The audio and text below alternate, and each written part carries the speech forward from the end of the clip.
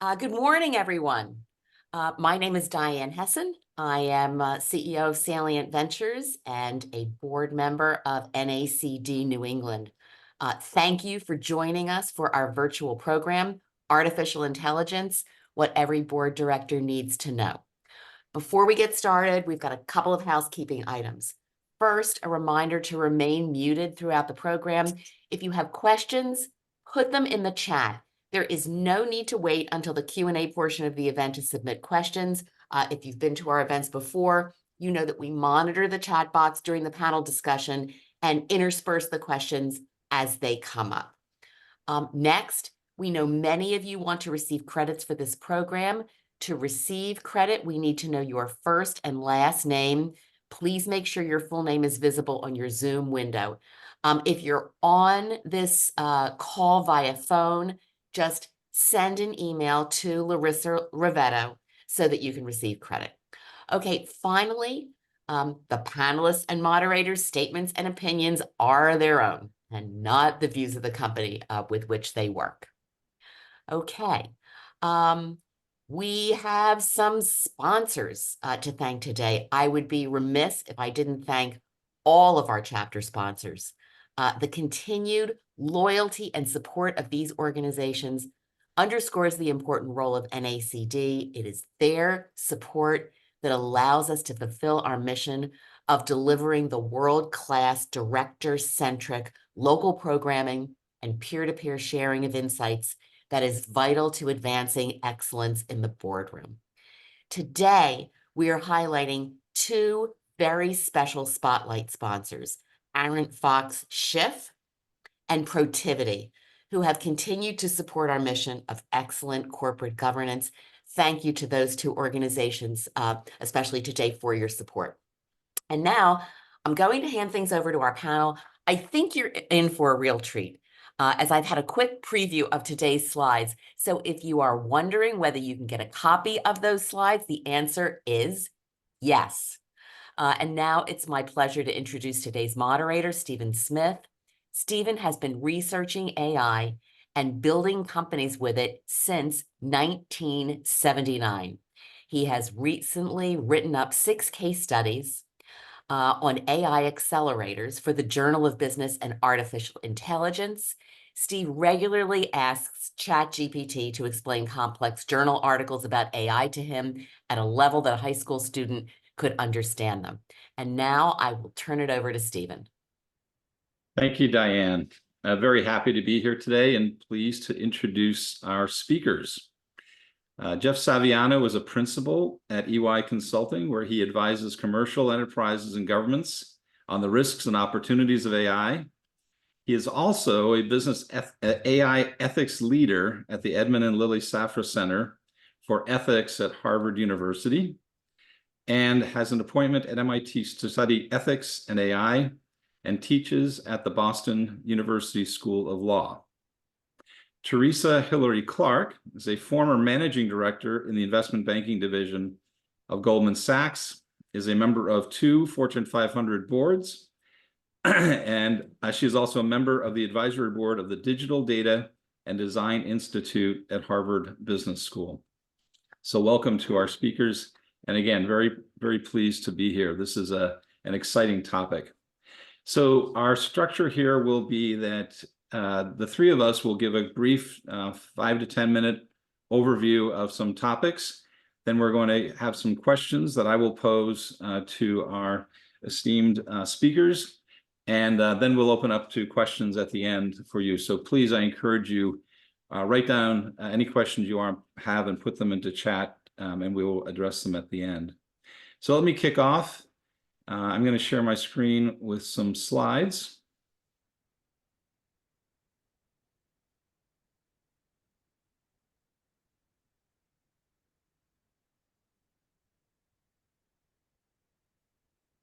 Okay, first technology hurdle jumped over. So I have, as Diane mentioned in the intro, I wrote my first AI program in 1979 in high school. I've been at this a long time, so it might be fitting for me to give an overview of the history of AI.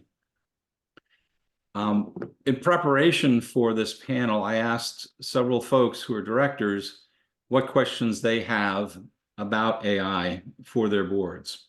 And this is just some samples. Could a competitor leverage AI and completely disrupt our business model? On a scale of 1 to 100, our board is about a 1 in knowledge about AI. How do we get up to speed? What are the legal risks if our AI makes a bad decision? And then also, is this just a hype cycle? Is this legitimate, or is this just the latest technology hype? And I'm going to address that in terms of history.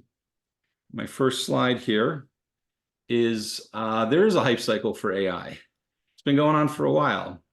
1960 was when AI really got going at academia. It bumped up, then it disappeared in research for at least a decade.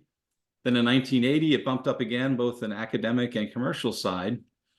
And then it's actually been making steady progress, which nobody noticed, and has really exploded recently. So from a historical perspective, I'd like to show you why that's happening, what was going on. So in 1960, the idea was that the smart professors at MIT and Harvard and Stanford and CMU were trying to replicate human intelligence by just coding it onto a computer. Then in late 60s, early 70s, Marvin Minsky at MIT wrote a book that said it's not going to work. And it put a chill on the entire industry and kind of shut down neural network research.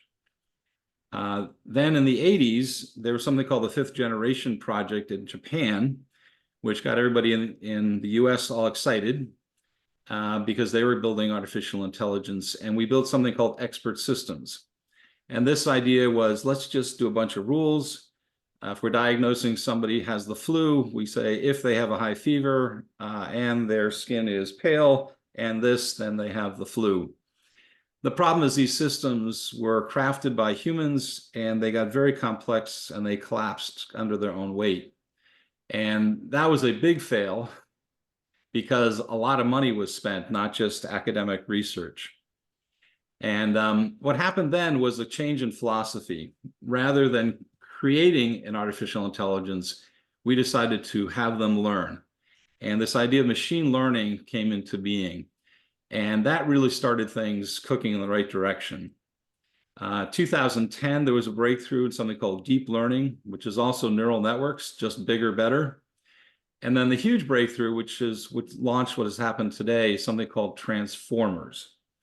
And if you've been watching the news, you know that there's something called ChatGPT that you can use for free. The T in GPT stands for transformers. This was the breakthrough technology that is making everything happen today. So the question then is, what's going to happen in the future? And of course, the fear is artificial general intelligence is going to take our jobs and take over the world. It's kind of interesting that our goal back in 1960 was to create artificial general intelligence, and now that's what we're afraid of. So we'll see. I think our panelists will probably enlighten you in terms of whether that's going to likely happen or not. Let me talk a little bit about whether AI is a hype cycle, a hype, or it's legitimate. What you're looking in front of you is basically the search term metaverse up here over time in Google. How many people are interested in the word metaverse? And down here, how many people are searching for the term artificial intelligence? And I just want to point out the difference that metaverse really has been hyped. It went from nothing to gigantic interest, and then it's fallen off. Mark Zuckerberg renamed his company Meta rather than Facebook because of this, and he's invested $46 billion so far in it and is losing $16 billion a year right now. Sort of the definition of hype. Artificial intelligence, on the other hand, has been around in a steady state for a while and has kind of taken an uptick. It's really fundamentally different. So that would make you feel perhaps that AI is probably not quite as hyped. But there are also indications that maybe AI is overhyped. This is the billions of dollars invested in AI in startup companies, which you can see crested at about 70 billion in 2021. This is worldwide. But this doesn't include the investments that private companies like Microsoft, Google, Facebook are putting into AI, which actually dwarfs these numbers. So kind of mixed messages there, whether AI is legitimate. The typical hype cycle for new technology, I think most people are familiar with, looks like this, where expectations are too high, and we go through a downturn, we hit the trough of disillusionment, and then finally things settle out into where expectations match reality. And that's pretty true for a lot of technologies. Not clear it's true for AI. I'm going to argue that AI is a bit different. But one interesting thing I tried to do is I asked Microsoft's AI, ChatGPT from OpenAI, to draw me a slide of the hype cycle, which you can do. And this gives you some idea of some of the remaining problems with AI. Just take a moment to look at this. This is the AI's version of a hype cycle. And if you do a quick look, it's like, oh yeah, there's a peak. It talks about the hype. But don't read too closely. This is the praga of diilluminatin. This is the plow of iniquity. These are made up words. So this is a classic hallucination by an AI system. So still some bugs to work out. This particular vertical axis looks like it's in Russian or Gaelic. So there are some warning signs that this is a hype. But I would argue that something else is going on, something more important, and it's summarized in Amara's law. And Amara's law states, we tend to overestimate the effect of a technology in the short run and underestimate the effect in the long run. Overestimate in the short run and underestimate in the long run. And I think if you map that out, that hype cycle looks like this. And I think this is more what AI is going through. Human expectations, humans being humans, that's going to go up and down. But the reality is the technology impact is continuously increasing. The performance of the AI systems are continually getting better and better. And I would argue that although there is a lot of hype, that this is going to be more like the internet than it is going to be like the metaverse. And that our cycle might look more like an internet company like Amazon. So a lot of opportunity out there.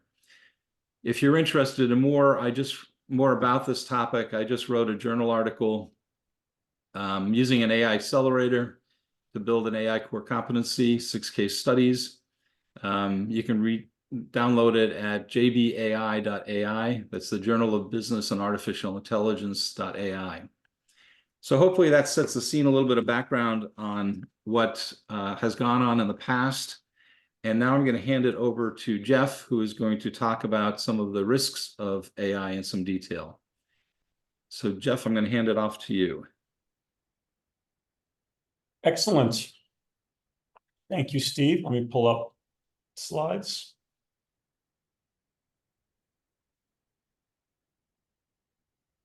How's that?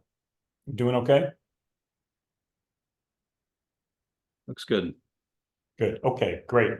Good morning. Thank you very much, Steve. Really happy to be here today, and we're all excited about AI. I want to start with, I think, one of the most important questions that we, as members of society, members of this human race, can be asking is, well, who will be the guardians of AI in the world? And along with those great capabilities that Steve described, and we have seen advancements, of course, in AI since the 1960s, but there is a dark shadow that is also cast by this powerful technology. The hallucinations that Steve just demoed for us is one example of that, but some of the risks, of course, can be greater. And so if you're thinking that government may be the guardian, we spent some time, I have a research team at Harvard that's been studying for this past year, what are the impacts of AI in the world, and how have governments actually been regulating emerging technology? If you think that there is a race to heavily regulate AI, if you believe that there will be a heavy hand of regulation, history tells us that that probably won't be the case. And we can go back and just some examples of that. The Clinton administration in this country in 1997, President Clinton issued an executive order. And that executive order was pertaining to electronic commerce. And within the EO, the president said, we are not going to regulate e-commerce. Instead, we're going to leave it to industry. We don't want to, in the words of the executive order, were that they don't want to create an undue burden on interstate commerce. If you think that's an anomaly, interestingly, President Clinton did it the next year when he passed the Internet Tax Freedom Act, and he wouldn't allow the states to tax the internet. Okay, that's examples in the US. Also, we look at China. China took very famously a 7-year period and determined that it was not going to regulate their fintech apps, powerful apps coming from companies like Alibaba and WeChat. We saw it just a month ago. India originally said the government had to approve all large language models. Since then, they saw how onerous that was. They pulled back that requirement. So we're seeing this around the world. I don't believe, and this is my opinion, I don't believe we'll ever see a heavy hand of consistent government regulation in this space. So what about NGOs and civil society? Let me ask the question, how do you feel about OpenAI's ability to protect the planet? How do you feel about OpenAI's governance model? What have we witnessed over the past year? Do we have comfort? There's way too much commercial value for NGOs and civil society to have a material impact on the commercialization of this technology. So who's left? And the reason we're having this conversation today is that we believe, and why we started this research at Harvard, is that we believe that business has an important role to play. You, frankly, have an important role to play as a director of a company. Take the Fortune 500, for example. There's average about 11 directors per company.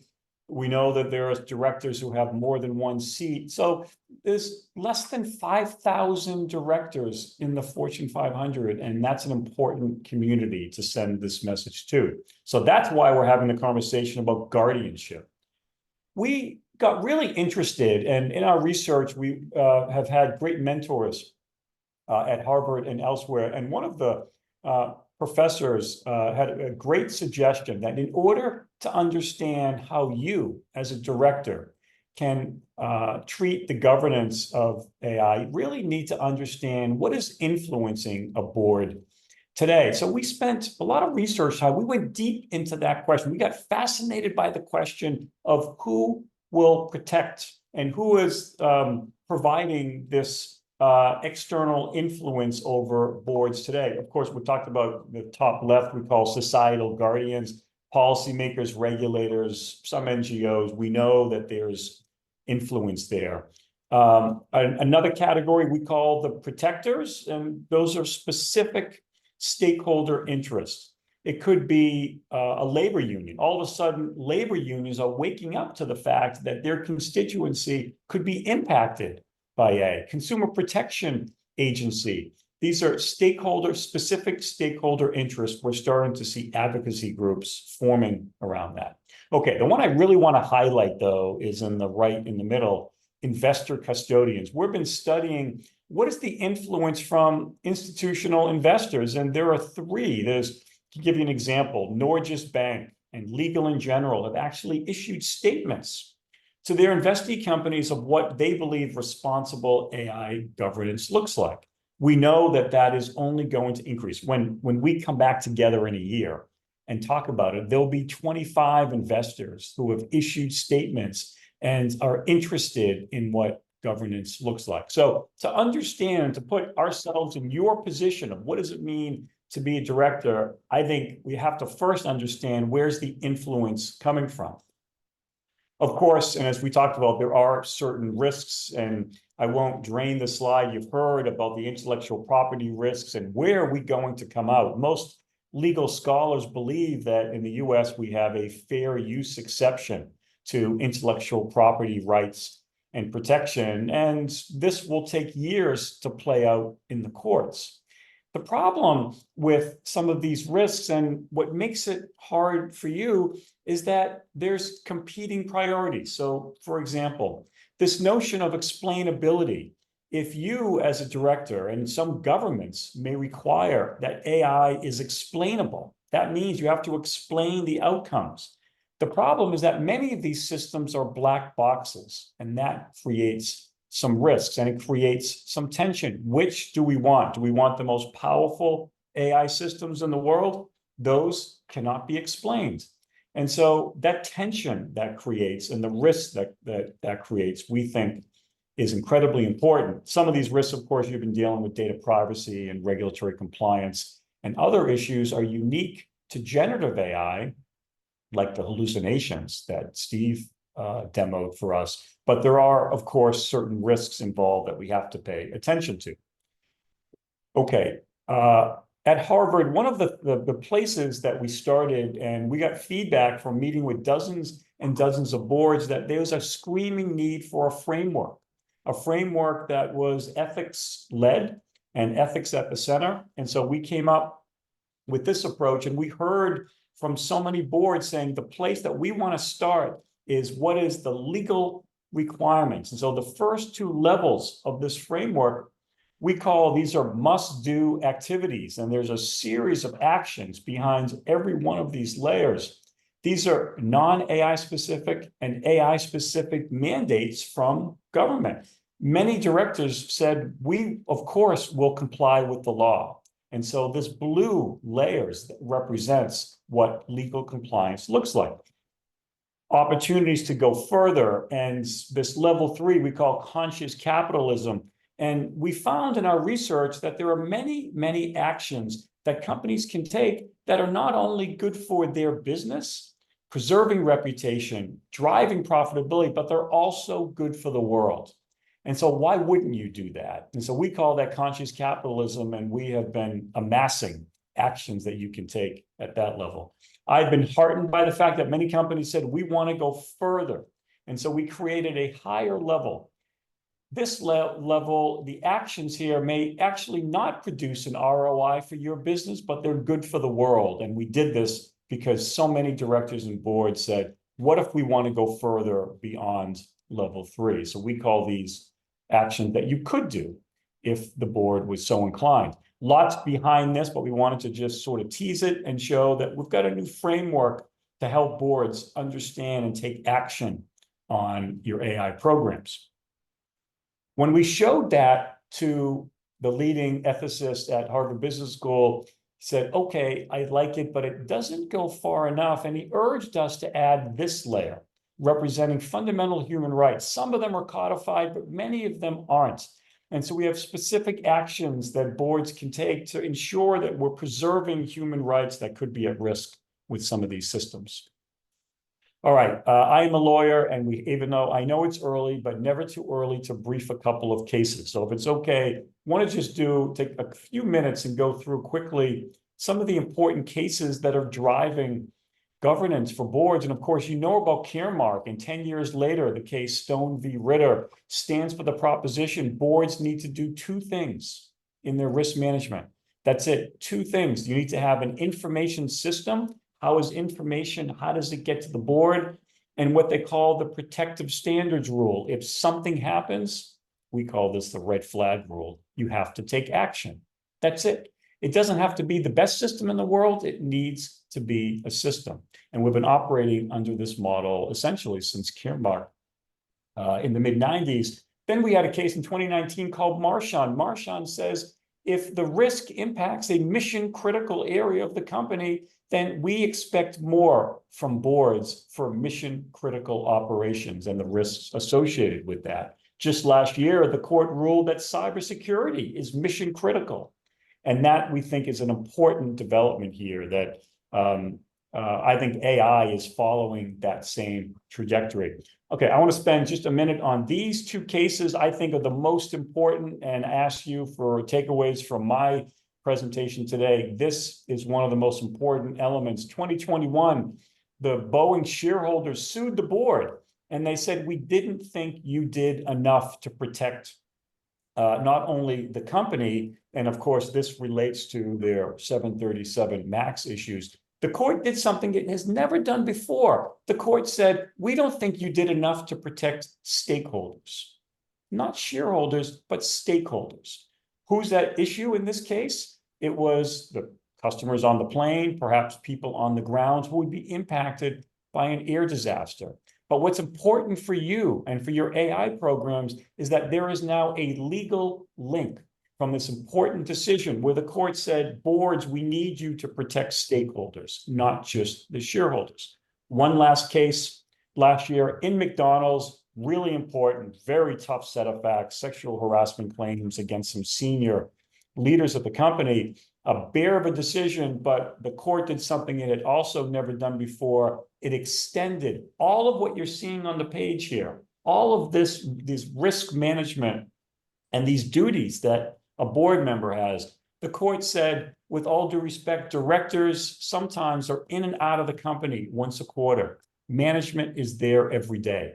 Why don't we hold them to the same standard? So all of these duties applicable to a board are now applicable to the C-suite. And that's an important, huge development, how these cases will impact AI systems.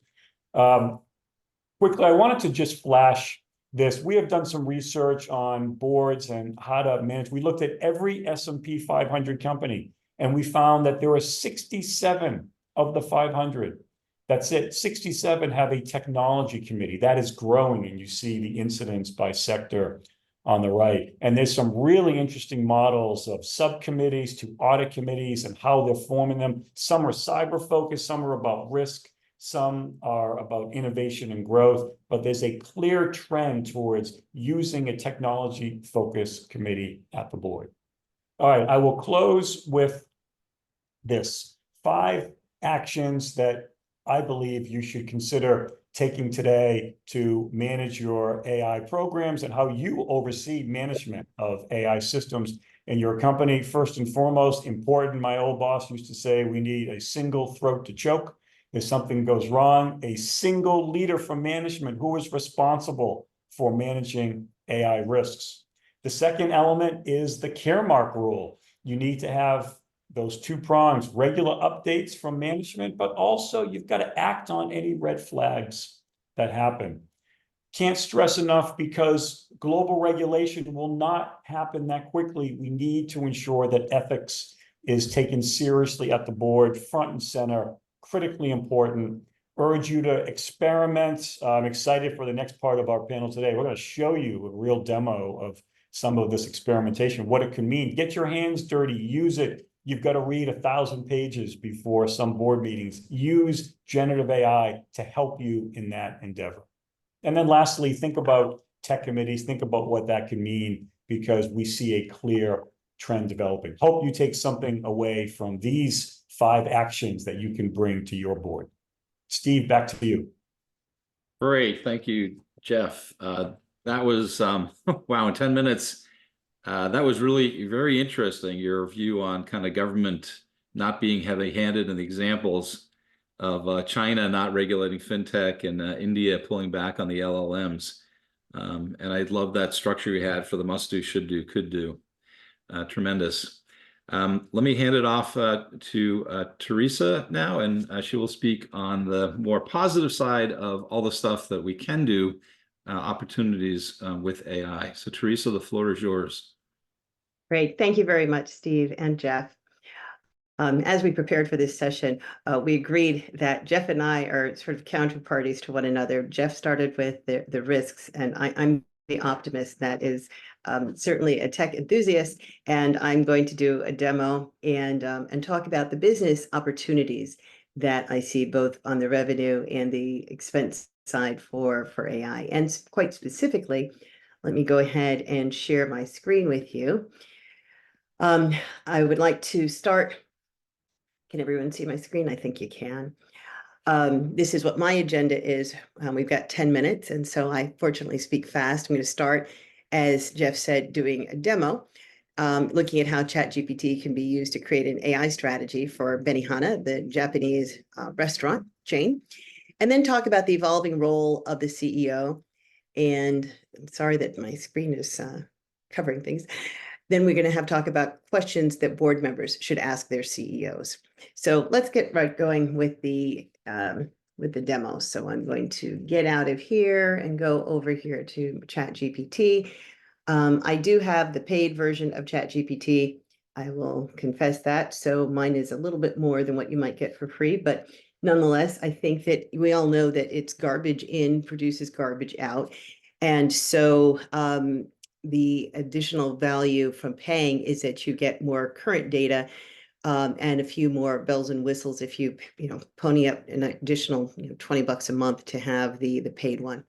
So if you can see the bottom of my screen here, I typed a little bit before we started to save time, and I asked it to please create an artificial intelligence strategy for management of the restaurant business known as Benihana. And let's add a little bit to that, because I think this is really where the cognition is creating all of the excitement, is that it is not just the data that's in there, but the capacity to think as humans do. And so, we're all business people, board members.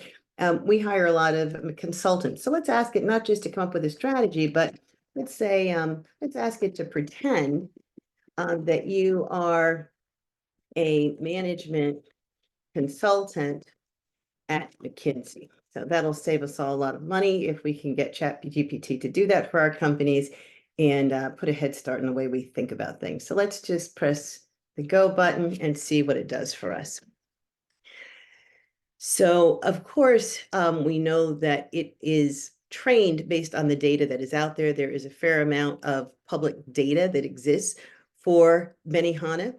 In addition, I happen to know that there's a Harvard Business School case study floating out there on the web around Benihana. So it is able to analyze this company in a way that it could do so only for information that is public. But as you can see, it has been able to develop a pretty decent approach, as one would expect, from a management consultant, thinking about this in a particularly structured way that one might be excited. I know we've all used this to write letters and draft documents, but its capacity to come back up here to the top and look at this strategy, it gives us an executive summary. It thinks about strategic objectives. It's really doing its job with my son told me good luck with my presentation today. Didn't mean for that to show up on the screen, but thank you.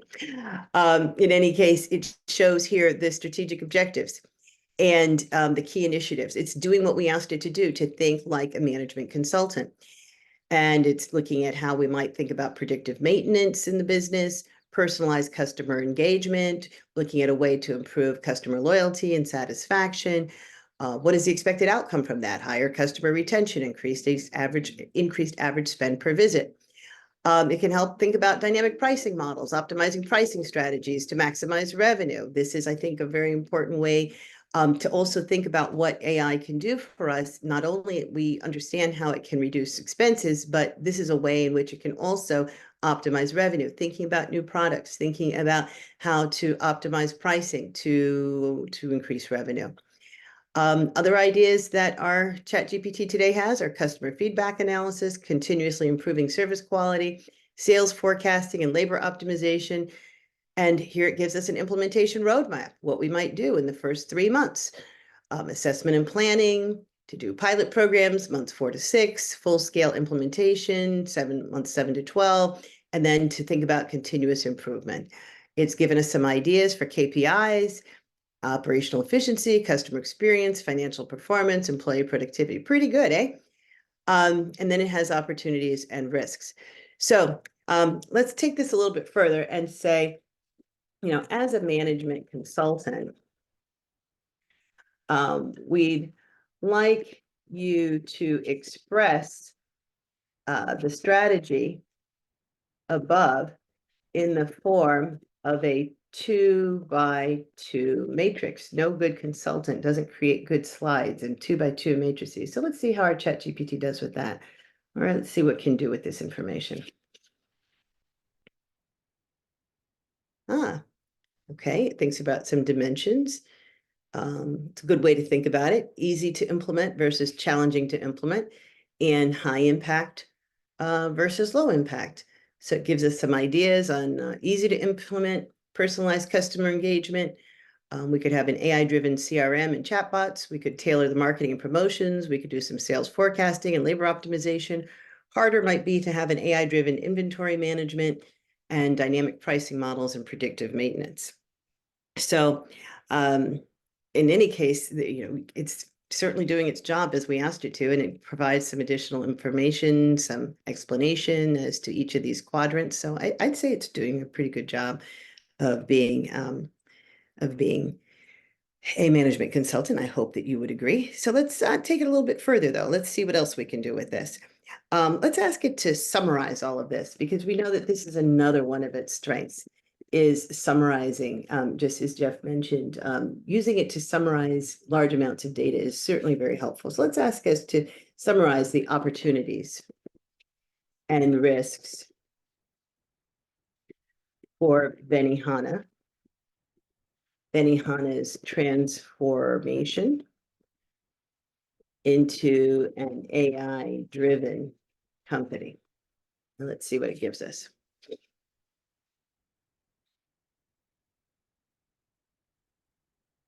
Okay, so it seems to summarize the things we've been able to talk about in a nice, neat format. And so I think this is another way we all as board members know how much we have to process. So being able to use it to summarize is certainly one of its greatest strengths. And let's just have a little last bit of fun with it, because Benihana is a Japanese restaurant. Not sure how authentic it is, but let's just pretend that it is a very authentic restaurant. And so we may want to have this translate the summary above into Japanese for the Japanese members of the board of Benihana. Okay, well, if we have any Japanese speakers on the line, they can tell us how they think this is doing. From my side, it looks pretty good, but then again, I'm not sure that I'm the best person to comment on the translation into Japanese. But I wanted to just do this quick demo, and I think it's really great for all of us to be able to engage and play with it. And once you play with it, and the more you play with it, it helps you to appreciate the power of this incredible tool. So I'm going to switch over to my slides again. And let's get back to what we were talking about, and essentially moving into the next slide, which is the evolving role of the CEO. And I think the first point that I really want to make is that the time for the CEO to delegate all tech decisions to the CTO has passed. We know that there are different phases of business development where CEOs have to lean into different skills. At a time when industry may be doing a lot of M&A, CEOs have to think like an investment banker and focus on what they need to do as far as growth is concerned from a business standpoint, and think about the synergies that they might be able to achieve if their industry is experiencing a lot of M&A. There may be times when there are other issues, supply chain issues. Certainly during the pandemic, CEOs had to lean into supply chain because that became a critical issue in order to deliver on the company's bottom line. I'd say that now, and I don't believe that this is a short-term hype, I believe that this is a transformational change as big as electricity, that artificial intelligence is going to be a significant factor for the short and long term, and that CEOs have to spend more time thinking about technology than they have in the past. As it's in particular, if you take a look at this ChatGPT and these large language models, this is really where AI became accessible to everybody. When I can sit here, I'm not a coder, and I can see how powerful AI is in this way, with everybody using it in organizations. CEOs really have no choice but to think about how it's impacting their companies. And this is with respect to their strategies, with respect to product and service offerings, thinking about how to improve operations and efficiencies. In the legal department, first drafts of legal documents can now be done using ChatGPT and other more specific large language models for the legal profession. So this is another area the CEO needs to be mindful. Is this something we want to do? How are we thinking about our legal department with this new tool in our hands? How are we thinking about customer service? What are the regulatory issues, the finance issues, the HR issues?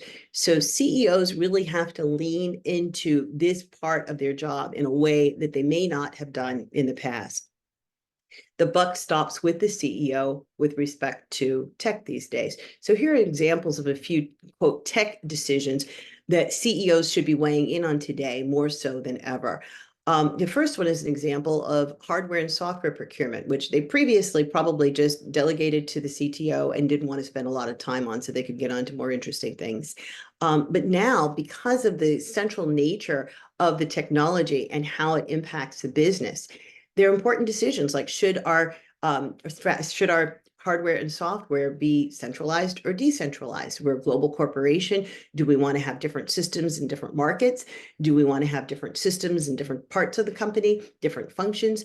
These are important strategies that are going to have a bottom line implication. Investors are going to be asking these sorts of questions on investor calls, and the CEO needs to have some awareness. He doesn't have to go back to school and get a PhD in data programming, but he does need to think about, or she needs to think about, the important strategic elements of the tech decisions that are being made.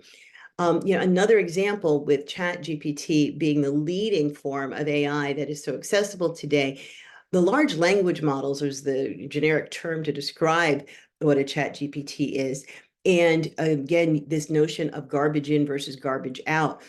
We can use the free or $20 a month example that I just used, but in order to use this, your data has to go out into the public web. And companies, in order to get the greatest benefit from ChatGPT, probably don't want and we use ChatGPT kind of like the use of Xerox, Xerox being a brand name of a copy machine. And so we've just started to use ChatGPT it's a lot easier to say than generative AI or a large language model. But do companies want to put their own data out there in large language models? Or do they want to have a more proprietary product that is specific to their industry or specific to their company? And there are important implications to doing it both ways. One way may be cheaper if you use existing platforms, but then you're going to be constrained by what data you want to put out there and then constrained in terms of its utility. Doing a specific program is going to cost more. May or may not be an efficient use of the tech resources in a company. But again, this is a strategic decision that the CEO needs to weigh in on with the CTO, or not something you can just outsource. It really has to be aligned with the company. And the last question over here on the right side is, how will the business evaluate the use of AI? How will the company determine the return on investment? And how does that evaluation methodology influence the directions that are given to the CTO? So the evolving nature of the CEO in this environment is that they really need to be thinking about it, just like all of us as board members are here thinking about this morning. A couple of years ago, we wouldn't have thought that board members would have to lean into their knowledge of technology in the way that ChatGPT has changed everything. So that's a little bit on that front. We'll go on to some questions. I've got 3 slides here in different areas about questions that board members should ask their CEOs. The first is around industry impact and competitive landscape. And this is really important for strategic planning.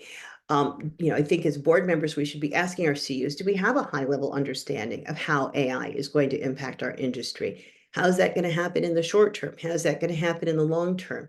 Do we know how our competitors are using AI to create new revenue opportunities?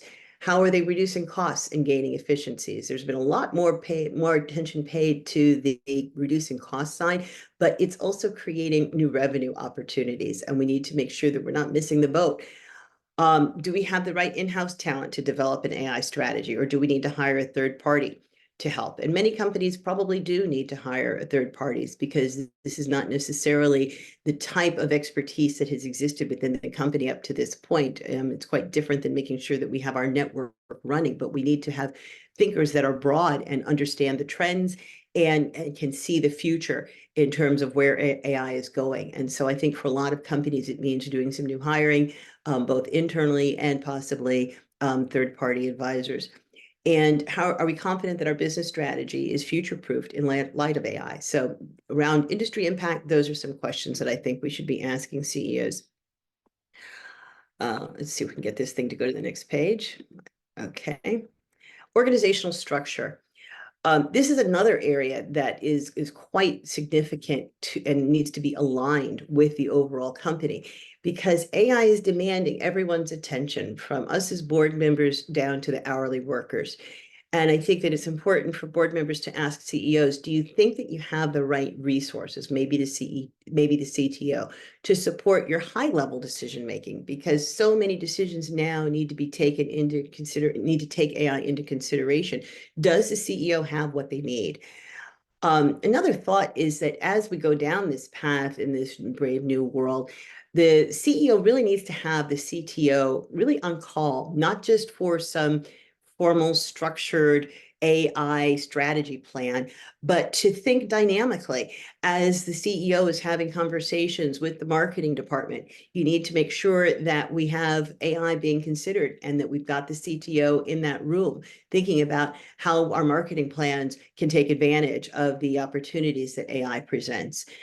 And I think the last point here is that it really needs to be, you need to have a lead person, probably the CTO, who's going to be the AI point person within the company. But in addition to that, every organization really needs to have a cross-functional, cross-departmental platform to consider coordinated AI strategies and deployment across the firm, because tech is no longer siloed.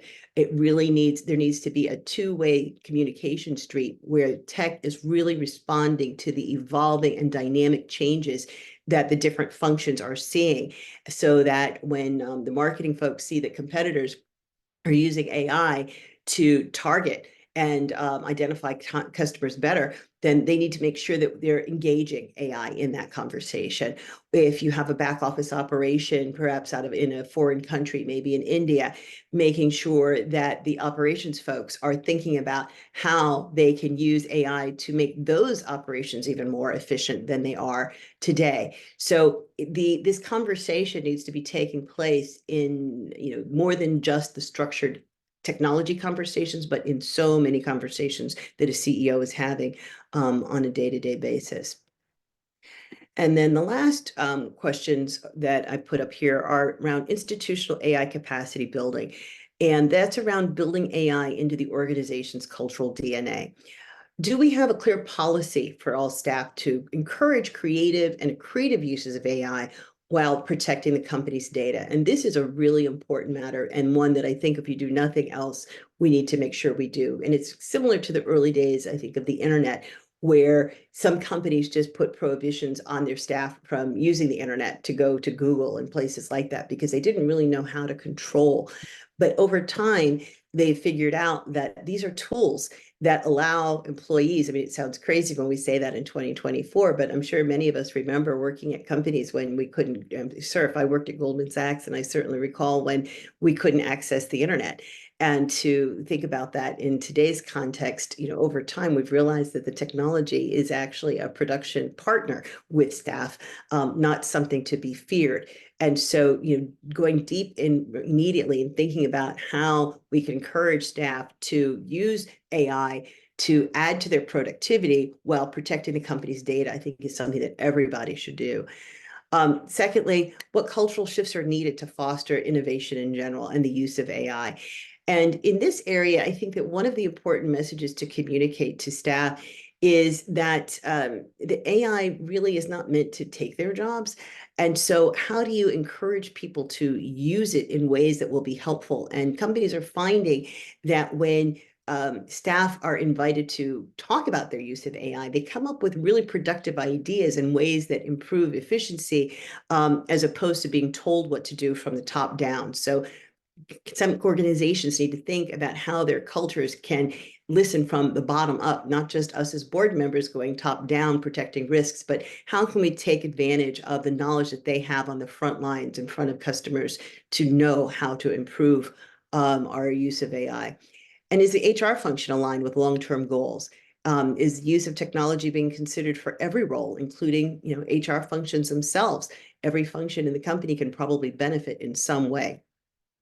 I'm not going to talk much about risks because our colleague Jeff just did a great job in doing that, but these are just a list of some of the risks that board members should be talking to their CEOs about. That includes data privacy, regulatory, making sure that we're protecting our IP, liability issues, errors that may come from our use of AI, ethics issues, and the biases that exist, because the biases of the programmers get built into the very systems that we use. And so how are we protecting against those biases and thinking about those? My last comment is that many board members, CEOs, and executive staff feel insecure with respect to their technology and expertise. I think that's what this moment has taught us is that many of us, including all of us here today, are here because we want to learn more.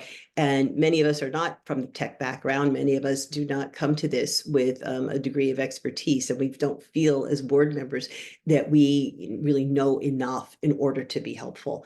And I think that at the same time, many workers are insecure that AI transformation will take their jobs.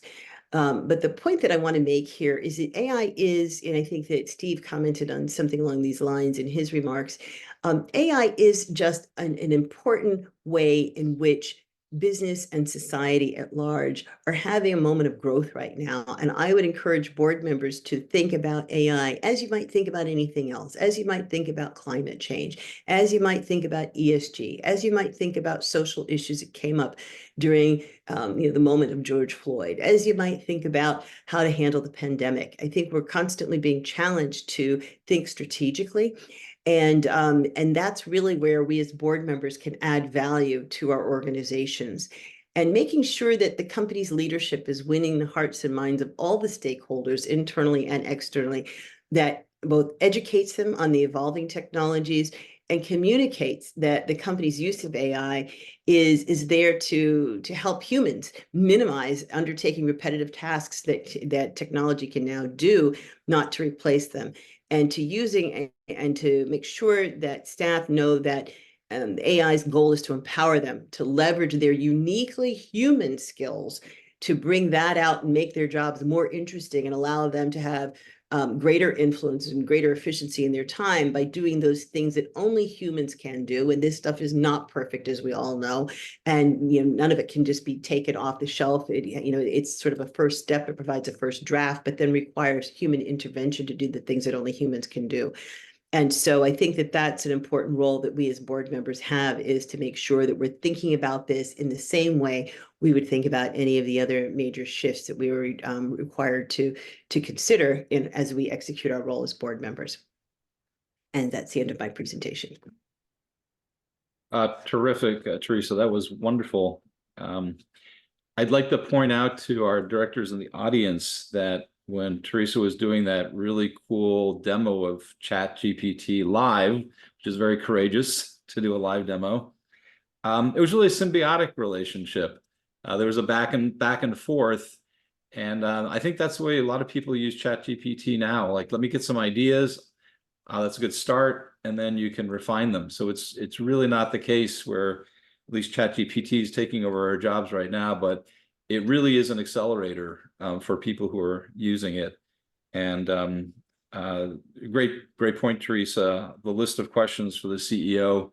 As board members, we're not responsible, for necessarily making the decisions of the company. That's the CEO is up to, but we are responsible for holding the CEO, the senior management team, responsible for investigating this. And as Jeff said, making sure that we have an information system, and then we also can call out red flags. So I hope everybody appreciates that overview and the two sides of the coin there. And I guess the reason the CEO needs to be involved is because the risks are so great and the opportunity is so great, almost unprecedented in our lifetimes. So I have a couple of questions I'm going to toss out to our panelists here. And the first one is pretty simple, but I want to get a read from you. Scale of 1 to 10, is this hype or reality in terms of AI? 10 is reality. 1 is hype. Is this a real thing, or is it not, Jeff? I think it is. I think it is real. I appreciate your reference, Steve, at the outset to the metaverse. I think metaverse was off the chart hyped, and as we look back, right, how easy is it looking through the rearview mirror? But I think it's about an 8. I think there's still some hype in it. Of course, I think you showed the Gartner hype cycle that there is a period of inflated expectations. There always is remember back with blockchain, if you put the word blockchain in the name of your company, you saw like at least a 10% boost in your valuations. I think we're seeing that to some extent now too, and we saw that with the internet. So you've got to be careful. You've got to choose your partners wisely if you're engaging with startups or the countless companies now that have AI services and solutions. You got to be careful because there will be some winners and losers, and the losers will be what's been overhyped. Tremendous. Teresa, Jeff gives it an 8 for reality score. What do you think?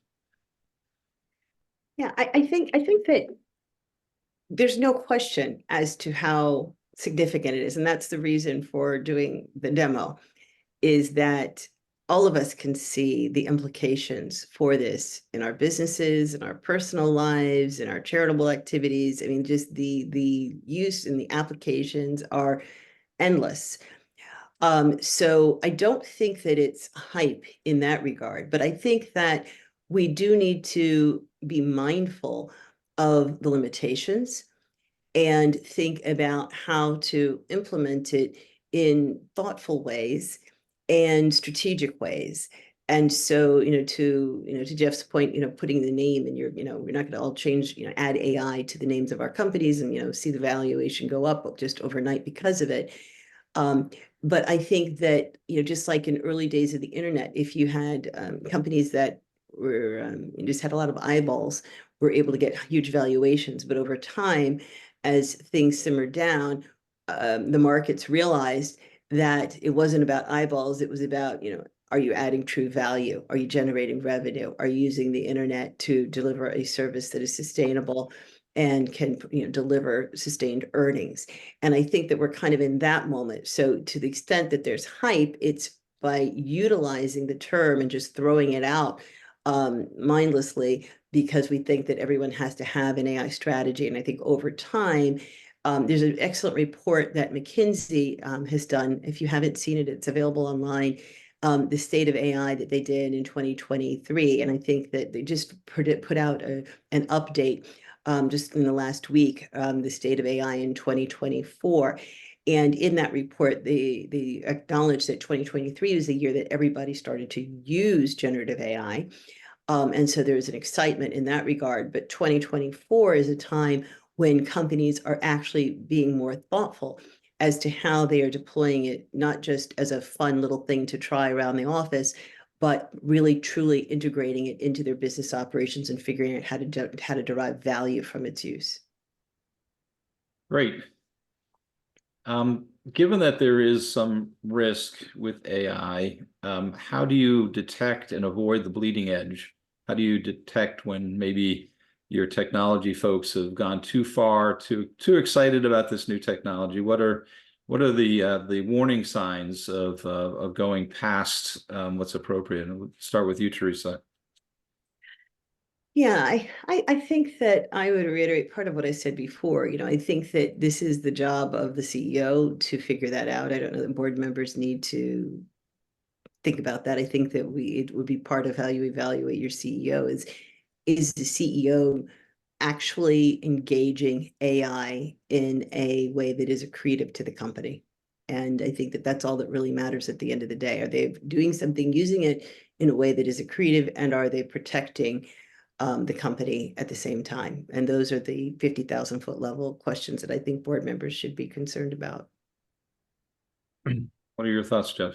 I think I don't think enough attention has been paid to AI gone bad in the world, where AI has caused problems. And so to get to the essence of your question is to avoid that, right? Are you going too fast? Are you focused on applications that are perhaps ahead of the curve a bit? And I'll add to the chat in a bit that we wrote a series of essays from our Harvard research team. One of those essays was no fun to write, but we wrote an essay on 7 examples of AI gone bad in the world, AI being used to assist with cancer detection that was not as good as human doctors, and examples from an airline to the north of us here in the US that used a chatbot that caused some real problems, and AI used in law enforcement that wasn't quite ready. So, I think it's important. I think there's lessons learned in those I hate to say failures, but those applications that didn't quite achieve their objectives. And I think that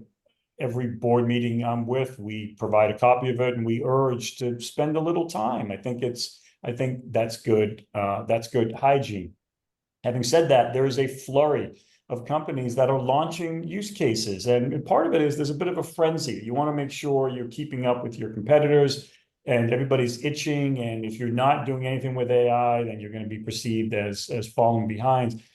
Most companies are responsibly starting with an internal application. It could just be a process improvement, something that is invisible to your customers, and don't introduce that risk yet. I think that's a good strategy. I think starting internally to shine a light on a process that you want to perform better. We went deep into examples for lawyers, and the class that I teach at BU Law School, we have 7 or 8 vendors come in every semester, and every one of them this year, every one changed their business model and their products to incorporate better AI systems. And it's happening really fast. New systems for e-discovery and contracts drafting and review and communications. And so I think, those are great to look internally before you expose your customer-facing solutions to it. So those are a few thoughts, Steve.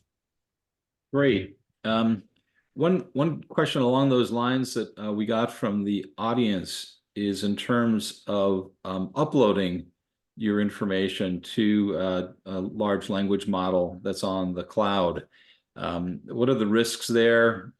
Should you be pressing your management team to build their own in-house?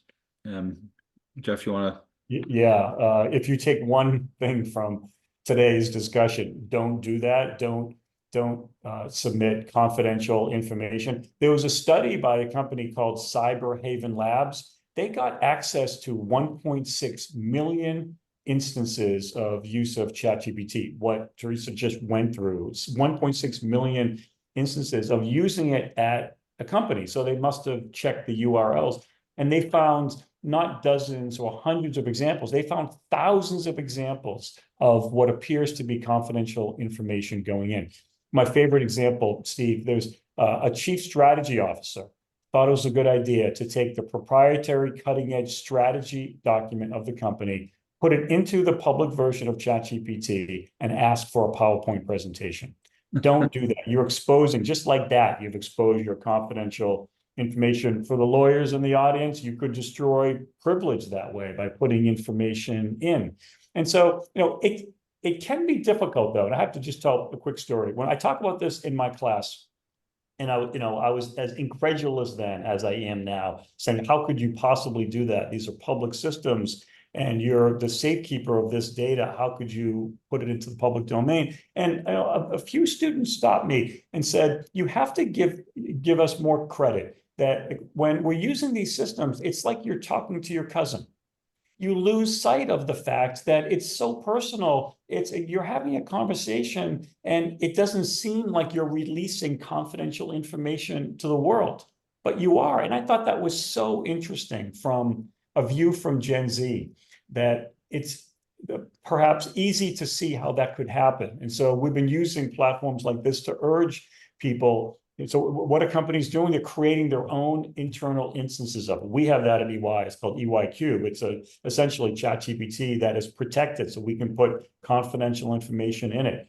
Now, most companies are moving down that line, and they're having that proprietary system. Some companies banned it from the start, and they're coming off of that, and they're creating a safe place for people to experiment. So that's a bit of a soapbox issue for me, Steve. Yeah, a little bit humorous that people just feel so comfortable with ChatGPT, they'll upload anything to it. Teresa, you have similar thoughts?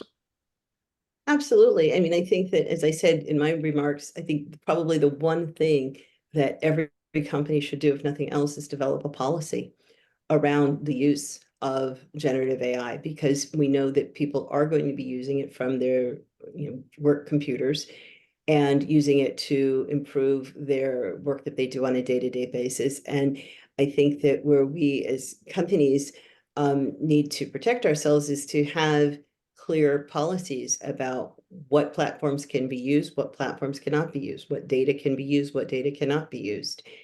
And if we don't have clarity, and if we haven't been proactive in providing clear guidelines communicated across the company, then that's where we have exposure. And it could be liability. We could be disclosing, not only our own strategies, but in some companies, they could be exposing customer data that could expose the company to liability. So there really are very important implications to allowing employees to go out there in this, this wild west of the internet and not have policies, because I think there are examples across all these lines. If you think of every risk that we've talked about today, each one of them can be exacerbated through the use of these very easy to access free tools that people throughout every employee within a company has access to.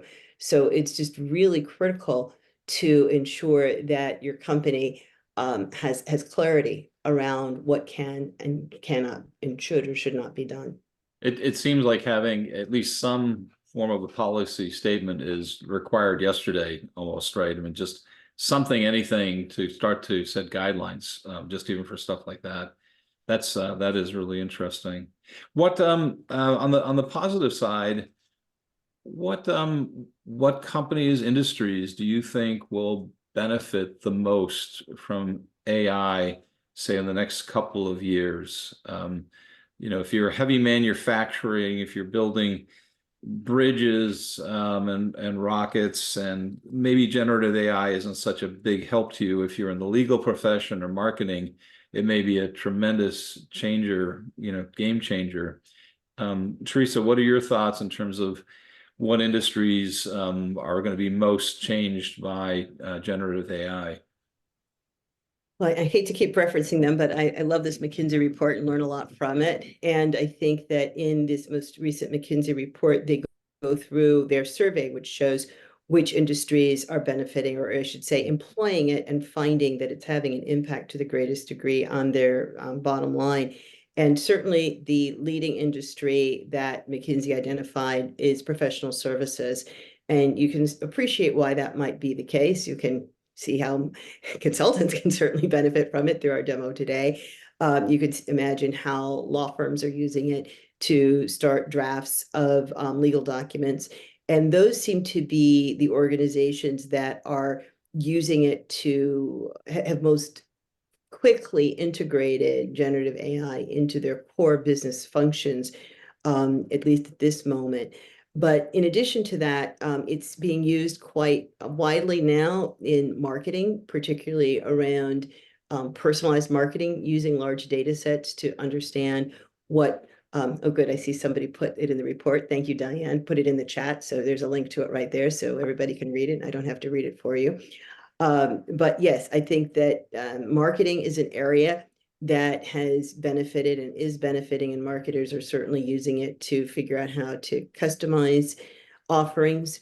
And so I think that those are some of the ways. A couple of other ways that I mentioned are the ability to use it not only just with respect to text, but with respect to images. And so companies that do R&D and want to have an image of a new prototype. It used to take a lot of energy to be able to create a prototype, but you can now, especially with 3D printing, combine generative AI to, produce a new umbrella that has a pink top and a blue bottom, and then use, your little printer next to you to create a 3D version of it. I think that that's another way in which product development is accelerating through the use of generative AI, is that ability to create. And there's also, in the creative arts, music that is being created now. I think we're going to see tremendous changes in the music industry, where you can, at D-Cubed at Harvard Business School, where I serve on the board, we just had a great session where we actually had a music producer from Los Angeles who owns a large trove of music tracks, have that uploaded into the generative AI program and then say, I want a song that sounds like it's the Beatles, but I want it to have a little bit of a reggae feel to it. And I want it to generate lyrics that speak to, love in the new age of AI or something. And, and the song is created. And so I think that the applications are widespread, and we're going to be surprised at the many new and creative uses going forward as well. Yeah, it is amazing. Some of the most human activities, the most creative ones, literally music, poetry writing, things like that, these AIs are surprisingly good at. Jeff, your thoughts on that industries and companies that will most benefit from AI? We certainly see it within professional services. Hope they can keep people around a little bit longer within professional services. That would be good. But also, just go back to this question that I feel like, Steve, you've taken us in and out so well of the question of hype, and is it overhyped? And I was reminded, there was a great piece. Somebody did a study. They observed that Time Magazine, right, 12 times since the 1940s, actually, the earliest signs of AI, Warren McCulloch and Walter Pitts created this biological representation, computerized representation of the biological neuron. And ever since then, it's where it started. Since that time, Time Magazine 12 times on the cover said, "This is the moment. This is it." They were wrong 11 of those times. The 12th was back in sometime late in 2023. And there's certainly been advancements, and I don't minimize it. Those advancements have been critical. They've been important. But the essence of those cover stories was like, is this when it's really going to take shape? And is this when it's going to change the world? And there have been challenges, and it hasn't. We all felt that way about blockchain, and there was some. So just wanted to keep that perspective. I did find that interesting. There's a couple ways you can address your question about who would have the greatest impact. I think some sectors, they've been using AI for decades, and anything pre-generative AI, we've been calling traditional AI. I still have a problem with that. It just sounds weird coming out of my mouth, calling it traditional. But financial services, of course, using it for fraud detection in life sciences. And those sectors have had a head start. They're adjusting their governance models to adapt here, and they've been experimenting with AI. What's different is that the traditional AI teams were probably in the basement of the company, and you needed PhD and software scientists to develop it. Steve, the work that you were doing, back as a kid, right, in the late 70s, you needed still some specialized expertise. What's different now is how ubiquitous it is. I love the phrase, we're all citizen developers, all of us. There was a quip, some of you may have heard me say this, what was the most popular computer programming language of 2023? Was it C++? Was it Cobalt? Was it JavaScript? No, it wasn't. You know what it was? It's English. English, because you saw what Teresa did. That's the interface. And so because of that literally it's affecting every sector. But there are some that have a head start. And I'm finding that financial services and life sciences have a bit of a head start because they understood how to develop AI systems and programs before this, and that has eased their transition. Great. Teresa, we just have a couple of minutes left before our last question, but you want to respond? No, I think that Jeff did a great job responding, so I'm happy to go to the next question. I want to give Jeff a credit for mentioning McCulloch and Pitts. It's an ancient AI research. Good job, Jeff. Last question. What top two takeaways would you suggest that board members take back to their respective boards? So this is action items for our listening audience for their next board meeting. What should they do, Teresa? I think the first thing to do is to have an assessment of where you stand as far as AI and thinking about it from a cross-disciplinary standpoint. I think there are a lot of companies that still think that this belongs purely in the CTO's office.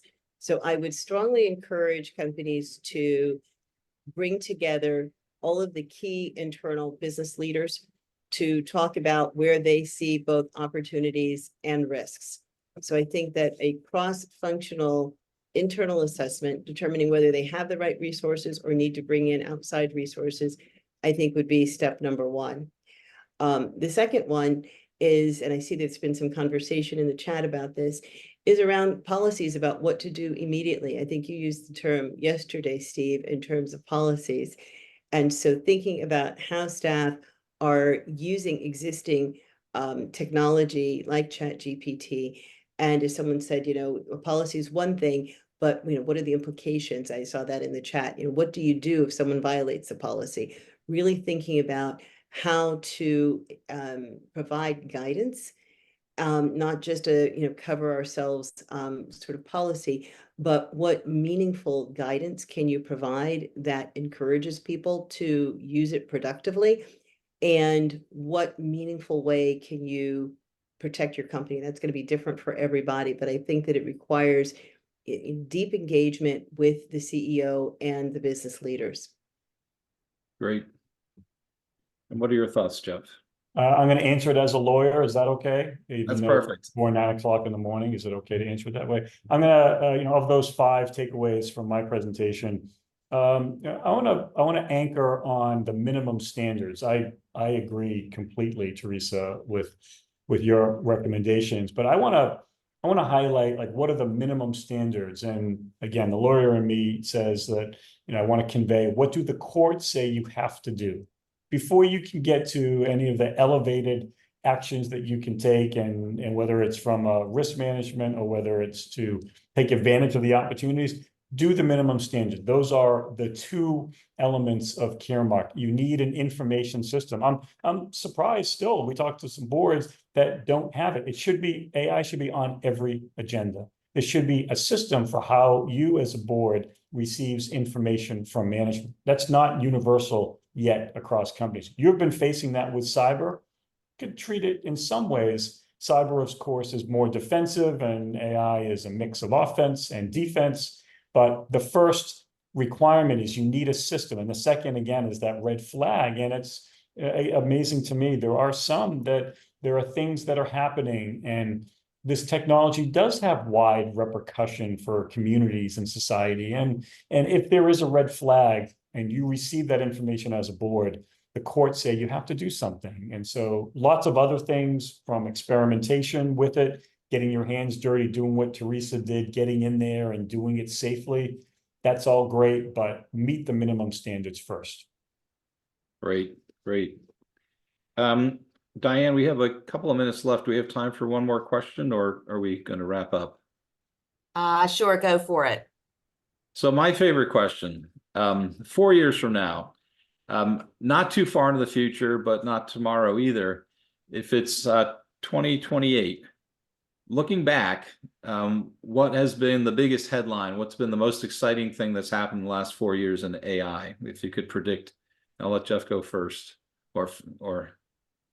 I want to go back to one of the points, Teresa, that you had raised earlier about, are we all an optimist? Are we optimistic about it? Are we pessimistic? I love getting that question. I struggled with that question forever, and I really couldn't answer it until I saw this great quote by the jazz musician Charlie Parker. Somebody asked Charlie Parker a similar question about, are you optimistic? And in a long pause, and I love the answer, his answer was, I'm an optimist, but an optimist who carries a raincoat. And that's exactly how I feel about AI. And I have had a hard time articulating it. That's how I feel. I'm not a pessimist. I am an optimist, but I am carrying a raincoat because I do think that, as we've talked about, there are some risks involved. I think that the shoe that will drop is that there will be a material impact on jobs. And it's not all negative. There are new jobs that will be created. And it's exciting. I'm an empty nester, and my kids recently got out of college, and working with them on adapting, what are their careers going to look like enabled by it. Companies will have massive shifts in their employee base and the types of jobs and what they carry. Some professional service firm leaders are saying that is not from EY, but that they're expecting that there could be, 30, 50% reductions in the total number of consultants. And oh my gosh, can you even imagine that world? So that will happen. There will be a big shift in employee base and labor, and that impacts every company. Great. Teresa, do you have put your Nostradamus hat on and make a prediction for? I think that we're going to be very grateful for many of the ways in which AI has impacted society.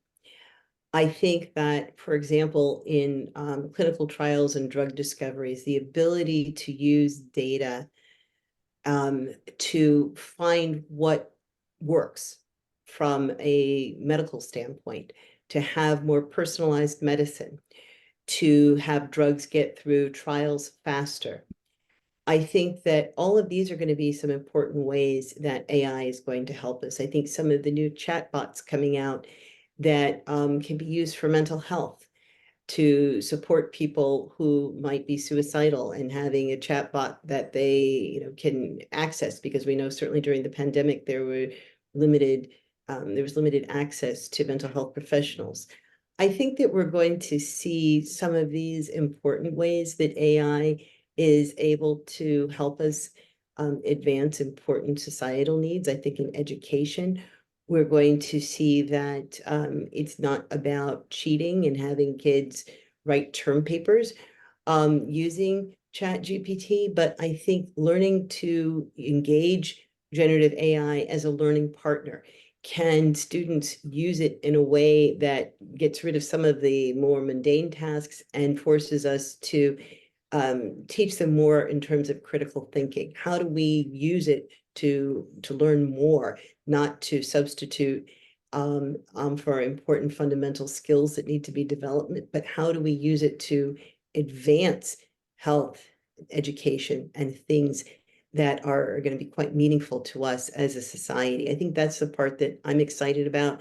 And when we can see those results, I think that that's when we're going to be able to look back and be very grateful for the advances that we've made. It's an excellent point. Education may really be changed for the better because of AI. Teresa, Jeff, thank you very much. Great commentary, very thoughtful responses, and I can see from the comments that we are getting some applause from our audience here. So also thank you for the audience, and I will turn it back over to Diane.